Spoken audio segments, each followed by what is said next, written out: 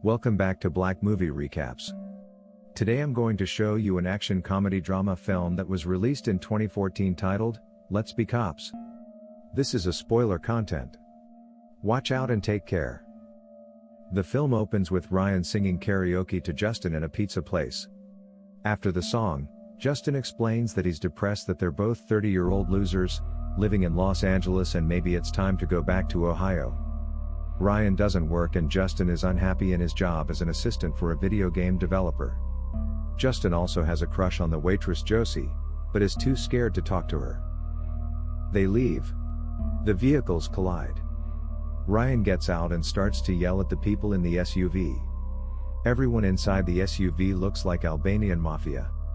In the rear, flanked by two hot ladies, is a scary guy with a scar over his eye. They laugh at Ryan and drive off. The next day, Justin is at work pitching his video game idea, Patrolman LA. As a visual aid, he has two mannequins dressed as LAPD. The staff at the company is thoroughly disinterested, and his boss decides that firemen are hotter as are zombies. The company should start work on firefighters versus zombies. Ryan is playing football in the park with a bunch of small children and aggressively destroying them. One of the kids is angry and asks Ryan what he does all day. He returns to his dad, who asks who Ryan is, and the kid explains that he's a nobody who thinks he's a coach. Justin returns to the apartment he and Ryan share. Ryan is dressed as a ghost because they're going to a costume party in June. Justin doesn't like the ghost costume, so instead they both go as LAPD using the uniforms from earlier. Justin lies and says the company bought his game idea. Turns out it's not a costume party, but a black tie masquerade ball. All of their old friends are there, even though it's established that they're both from Ohio and this is LA. For some reason, they're playing Ryan's big college football moment on the television. His old friends ask whatever happened to him. He tells them he was injured. They clarify that they mean whatever happened to him in life. He says he did a commercial once, herpes commercial. Feeling like losers again, Justin and Ryan leave the party. Justin confesses that he didn't sell the game. As they walk down the street, they can't help to notice that women are checking them out big time. Then a group of women run up and kiss them, explaining, it's for a scavenger hunt. They confiscate and smoke weed from some young guys. They dig being mistaken for cops. They go back to the pizza place from before and, what a coincidence, the SUV from the night before is there. They go inside and interrupt the Albanian mob henchman from trying to muscle the shop owner Georgie into selling his business. Justin and Ryan make the Mafia guys leave and everyone cheers. Josie takes a liking to Justin and they set up a date. The Albanian Mafia guys report back to their boss that some beat cops stopped them at Georgie's pizza place. Their boss is Mossy, the scar-face guy from the back of the SUV. Mossy is angry and says that he is the law in town. The next day, Ryan watches videos online on how to be a cop. He also finds a used cop car on eBay. He texts Justin at work asking when they can go out as cops again. Justin isn't sure it's a good idea. Then he gets a message from his boss telling him to be prepared to take notes during the firefighters versus zombies meeting. Justin then decides to leave work. On his way home, Justin is pulled over by a cop car. Inside it's actually Ryan. He bought the car and lights online and made the door decals at Kinko's. He also gave himself sergeant stripes because he felt he deserved a promotion. The two screw around in the car all day. Ryan and Justin are out patrolling when they get a call for a domestic disturbance at a sorority house. Naturally they go. A hot girl answers the door and says two of the girls are fighting. The two fighting girls are kinda like Flava of Love cast members, and viciously girl fighting. They try to contain the situation but only make matters worse. Ryan and Justin try to break it up, but one of the girls kicks both of their asses shamelessly. The next morning, Justin and Josie go on a date. Her dream is to be a makeup artist. She tells him she tends to attract the wrong kind of guys. For example, there's one guy now, who's super intense and scares her. He tries to tell her that he's not really a cop, but she takes off her top and he's rendered speechless, and they start making out. Outside, henchmen in the SUV watch everything through the window. That night they're pulled over by real cops, Officer Seggers and his partner see Ryan's sergeant stripes and apologize. Right when Justin and Rob are about to drive away, the alarm from the hardware store they're all in front of goes off. All four go inside. The real cops and fake cops split up. The fake cops encounter a tweaking Asian armed with a shovel.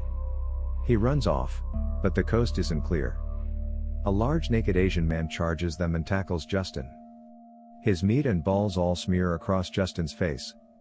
The real cops come in and tell them they should all split up again to find the shovel guy.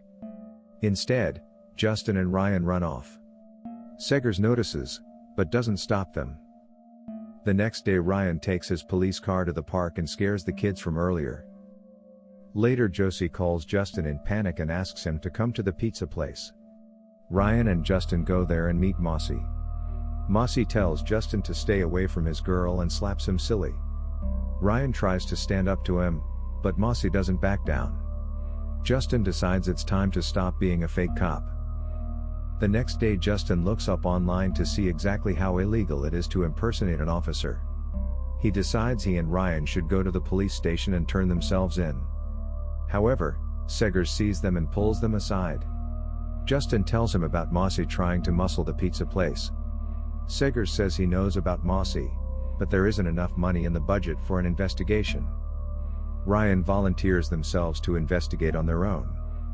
They check out a bunch of equipment from the police station and stake out Mossy's compound. Ryan is now wearing a suit and has his badge on a chain around his neck. He's promoted himself to detective. They go to a nearby apartment to get a better angle to stake out the compound. The apartment is owned by a junkie who is rolling on ecstasy. She gets hot for a man in uniform. Ryan goes back to his uniform. They see Mossy get a shipment of large black crates and meet with Andy Garcia. Andy Garcia tells Mossy to lay low and he pulls a picture of Ryan and Justin out of an envelope. Their badge numbers don't match up and he thinks they might be feds. Naturally, Justin and Ryan are excited to be mistaken for feds. They need more evidence, particularly to know what was in those black crates, so they take off and pull over the delivery truck that brought them to Mossy. They follow the truck and kidnap the driver Pupa. They ineffectively try to torture him, but he explains that he'll help because he doesn't like Mossy either. Whilst enjoying Justin's game, he tells them Mossy is having a party tonight and if they get in, they can find out what's in the cases. He really enjoys the game and tells Justin it'll be a hit if it hits the market. Josie comes over and helps make up Justin to look like Pupa. He wears a wire and roleplay Pupa. At the party, Mossy forces Justin, now dressed as Pupa, to smoke crank, which is crystal meth. He finds a window and lets Ryan into the building. They go in the basement and find that inside the crates are confiscated weapons from the police. On their way out, the henchman finds Justin and one of them challenges him in a fist fight. He knocks him out with one punch, receiving an acknowledgement from Mossy and cheers from the crowd. Ryan realizes the reason Mossy was muscling the pizza place is because it's at the other end of a tunnel, and that's how Mossy keeps hiding evidence when the police raids him. Ryan wants to continue, but Justin tells him everything has gone too far. Justin says everyone thinks Ryan is a loser, and his big injury that kept him from playing football happened while he was playing, when actually, he jumped off a roof at a party. Ryan fires back and tells Justin that he's a coward, and never stands up for himself. Ryan goes to the police station and tells Seggers what they found. He's about to show Seggers what he found, but before he can, Seggers decides they should bring the cop in charge of internal investigations in on this. And surprisingly, it's Andy Garcia. Garcia looks at the evidence, sees himself and asks Seggers to leave for a moment. Ryan tells him that he made copies. Garcia threatens him to stay away but Ryan tries not to look intimidated in front of him. Ryan goes home in panic, and tries to alert Justin. Garcia finds out about their real identities, and informs Mossy to take care of the problem. Simultaneously, Justin decides to stand up for himself and pitch his game again. Firefighters vs. Zombies is a disaster. Justin's pitch serves as a voiceover for Ryan's action. Justin's game isn't just a game, it's an experience. It lets you feel the intensity and action of being a real cop, and in a firefight. Ryan goes home and it looks clear, but when he turns around, he is shot in the chest with a shotgun. Luckily it's a Hollywood shotgun and he's wearing a Hollywood vest, so instead of killing him, it just blows him out the window and onto the dumpster below. He runs and makes it to his car as he's being shot at by the Mafia. But he's eventually kidnapped. A crooked cop crashes Justin's pitch and a shootout starts up. Justin runs away.